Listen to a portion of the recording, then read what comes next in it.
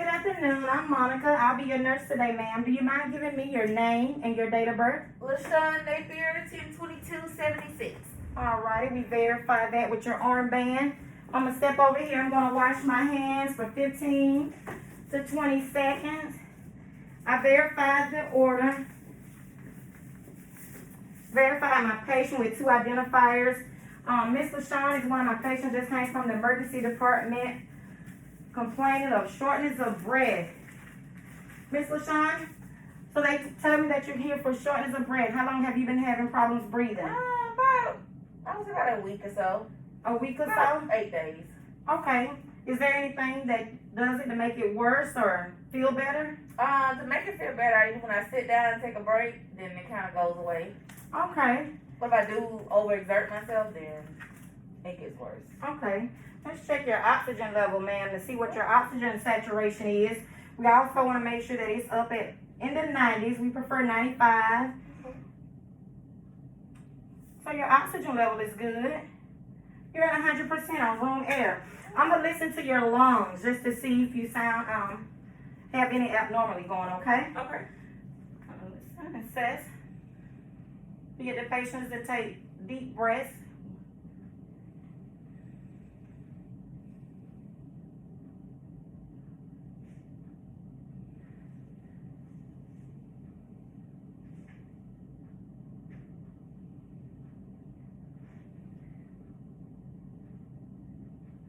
And remember, the right lung has 3 lobes. The left lung has only 2 because of the heart cavity. And listen to the side. Sound like you have a little cracking going on in your lungs. Are you a smoker or anything? Any medical problems? I used to smoke. I stopped smoking about 5 years ago. You stopped smoking about 5 years ago? Yeah. Okay. Let's sit up. I'm going to listen to the back side the same as the way as I did the front.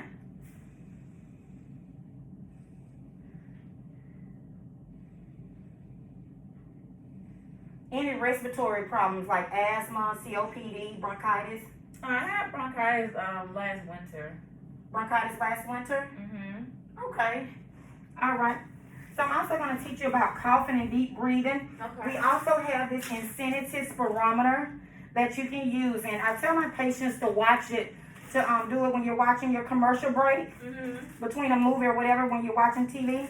Okay. Use it and do it at least about 10 times, okay? Okay. And you'll inhale, and we'll try to get this little ball to go up as high as you can, okay? Okay. So this is the insanity spirometer that we'll leave at your bedside, Okay. and so you can make sure it helps inflate the lungs, so fluid and all of that will not clutter up around your lungs. It'll help keep it clear, okay? Okay. I also want to listen to your heart. Do you have any heart problems? No. No heart problems? Not that I know of. Okay. I'm going to listen to your heart. And we're starting at the second intercostal space at the aortic. Moving just on the other side to the pulmonic, to the herbs, the tricuspid, and the mitral valve. And her heart sounds normal. If I heard anything abnormal, we would listen to the bell side for low pitch sounds, like a murmur. You would listen to the bell sound. Also, I want to check your veins, your JVD, for any distension. Usually we see this a lot with patients that has fluid overload. She told me she doesn't have any heart problems. So usually we see that with fluid overload, with the jugular vein is distended. Let's check your arms. Check your radial pulse. Also want to check your capillary refill, which appear to be less than 3 seconds. That means you have good circulation.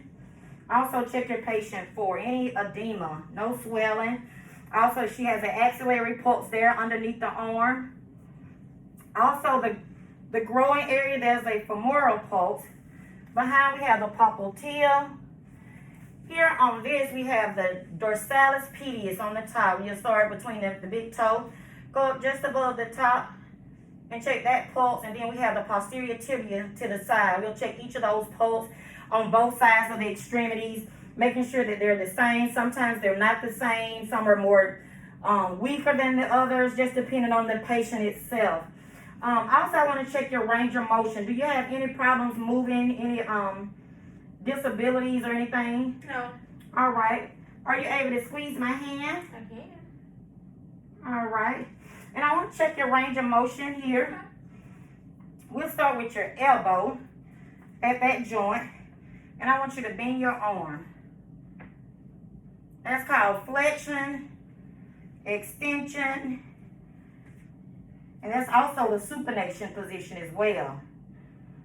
And then hyperextension is when we move it outside of the normal, okay? Also your wrist, we'll do the same. Flexion, hyperextension. Do you have any pain? I did hear a crack. Yeah. You heard that popping sound? I did. Ma'am, that's called crepitus. Woo! I don't know if you have arthritis, but that's what it's called, crepitus. I heard a pop. Yeah, No pain or discomfort when we do this? No. Okay. And we'll do both limbs the same way. Let's check your lower extremities. Okay. Your knee. Let's see here. I want you to extend your knee. Then we extend. We flex. All right. Push up on my leg, on my hand. All right. Now push down. Okay. Do the same here. I want you to press against my arm. Press down. And then come up. Okay. You have good strength. Let's see your feet here. We're going to flex your foot. That's plantar. Can you bend your feet down some? Going down to the ground, that's plantar. Then up is going to be dorsal. Dorsal flexion, okay? Does that have any pain? No discomfort at all? None. Good. I also want to do your head, which I should have started from this top, which we're doing the head to toe. We'll check your head for any abnormality.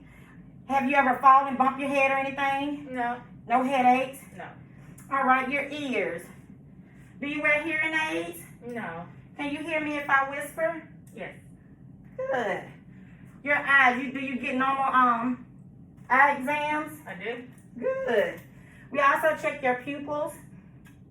Check for dilation and constriction, accommodation. Checking to see if those pupils moving from farther to nearer.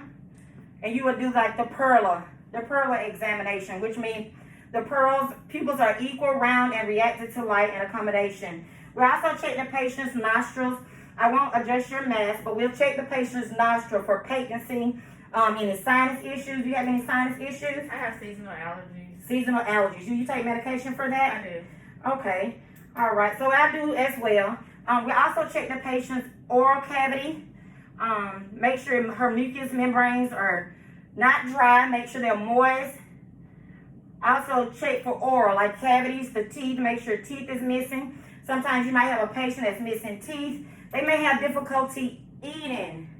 I also assess my patient with drinking, checking her swallowing to see if she can swallow. And during this time, I can check her trachea to make sure it's midline and making sure she's not at risk for aspiration. All right, and she swallows well. And as we know, Miss LaShawn, she's able to tell me her name, her date of birth. Do you know where we're at right now? Yes. Are you able to tell me what year it is? It is 2021. All right. Miss LaShawn is Arnie times 3. She's able to tell me person, place, and time. And she's aware of the situation will be times 4 as well. She's also following her commands. She's able to respond. Do you have any history of any falls? No. No falls? Do you use like a walker cane or anything like that? No. All right. I just want to assess you walking. Are you able to walk just a few steps, doing the head to toe? Mm-hmm. That's the Rumberg, checking her balance. All right. And Miss LaShawn appear to be steady. She has a steady gait, no assist. If she was unstable, I would also make sure I had my gait belt in place, making sure that if she's at risk for falls, then I would be right there on her side to assist her to the floor if needed. Miss LaShawn, you can have a seat there. Make sure your patient is in a safe zone. Her call light is in reach. And Miss LaShawn, I'll go and let the doctor know all of your concerns and your assessment, and the doctor will be in with you shortly, okay? Okay, thank you. All right, you have a blessed day. You too, thank you. Thank you.